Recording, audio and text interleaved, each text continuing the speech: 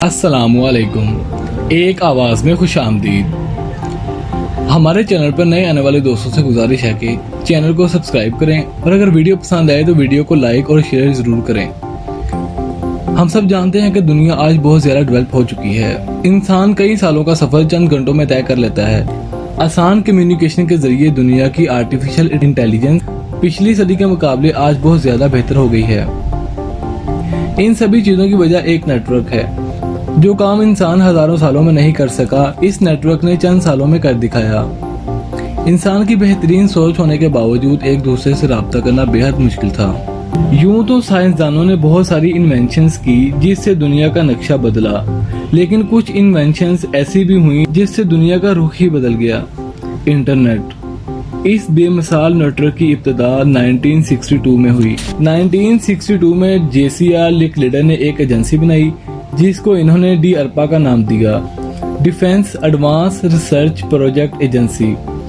इस एजेंसी के मदद से इन्होंने एक नेटवर्क बनाया जिसे इंटरग्लिटी का नाम दिया। इस नेटवर्क को बनाने का एक ही मकसद था, सारी दुनिया को एक दूसरे से जोड़ना। JCR अपनी टीम के साथ इंटरग्लिटी पर काम करते रहे। 1974 में DARPA के दो मेंबर्स विंटन कॉफ और रॉबर्ट केन ने TCP यानी ट्रांसमिशन कंट्रोल प्रोटोकॉल बनाया और इंटरग्लिटी का नाम बदलकर इंटरनेट रख दिया। इंटरनेट बनने के बावजूद एक कंप्यूटर को दूसरे कंप्यूटर के साथ कनेक्ट करना मुमकिन न था। 1976 में डॉक्टर रॉबर्ट मिल्कफ ने इथरनेट कोक्सेल केबल बनाई जिसके जरिए बहुत सारे कंप्यूटर को एक साथ कनेक्ट किया जा सकता था और किसी भी किस्म का डाटा ट्रांसफर करना मुमकिन हो गया, जिसे डॉक्टर रॉबर्ट ने एक मखसूस नाम दिया, लोकल नेटवर्क एरिया। इसके बाद 1983 1 जनवरी को DARPA के चीफ मेंबर विंटन कॉफ और रॉबर्ट के ने DARPA को ARPA नेटवर्किंग में बदल दिया और इन्होंने इसके साथ ही IP यानी इंटरनेट प्रोटोकॉल बनाया जिसके जरिए हर कंप्यूटर की यूनिक ID बन गई और इसके जरिए कोई भी मशीन इंटरनेट को एक्सेस कर सकती थी। अब तक इंटरनेट सिर्फ डाटा ट्रांसफरिंग, कैलकुलेटिंग और 2D गेमिंग के लिए ही इस्तेमाल किया जाता था, लेकिन 1984 में डॉक्टर जॉन पोस्टर ने डोमेन एक्सटेंशन बनाई जिसे आज हम .com, .org और .in के नाम से जानते हैं। इसी के जरिए बाद में वेबसाइट्स बनने लगी, लेकिन ये वेबसाइट सिर्फ शहरों तक ही महदूद थी। साल 1979 में विंटन कॉफ और रॉबर्ट के ने इंटरनेट को कमर्शियलाइज करने के लिए ISP यानी इंटरनेट सर्विस प्रोवाइडर कंपनी बनाई, जिसके जरिए दुनिया में पहली बार इन्होंने इंटरनेट को आम करना शुरू किया। इससे पहले इंटरनेट सिर्फ डिफेंस और गवर्नमेंट एजेंसी तक ही महदूद था।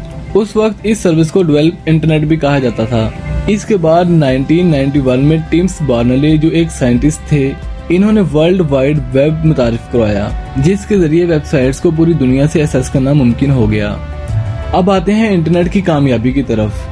1995 में इंटरनेट की एवरेज स्पीड 28 KB पर सेकंड थी और इस वक्त इंटरनेट इस्तेमाल करने वालों की तादाद तकरीबन 1,60,00,000 थी। एक अंदाजे के मुताबिक उस वक्त दुनिया की 0.2% आबादी ही इंटरनेट इस्तेमाल कर रही थी, लेकिन आज 24 साल बाद 2019 में इंटरनेट की एवरेज स्पीड 11 to 12 MB पर सेकंड है, जिसमें से ताइवान में सबसे ज्यादा इंटरनेट इस्तेमाल हो रहा है। ताइवान में इंटरनेट की एवरेज स्पीड तकरीबन 85 to 86 MB पर सेकंड है और आज दुनिया में तकरीबन 439 करोड़ लोग इंटरनेट इस्तेमाल कर रहे हैं, जो एक अंदाजे के मुताबिक दुनिया की 58% आबादी है।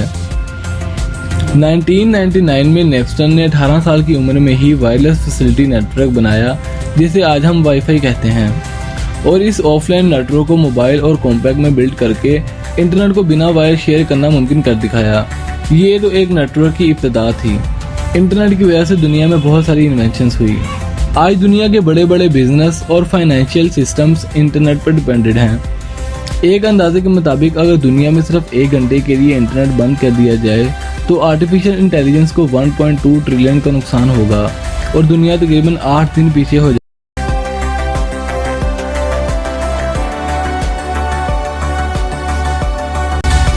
इसी तरह की दिलचस्प मालूमात जानने के लिए हमारे चैनल को सब्सक्राइब करें। अस्सलाम वालेकुम।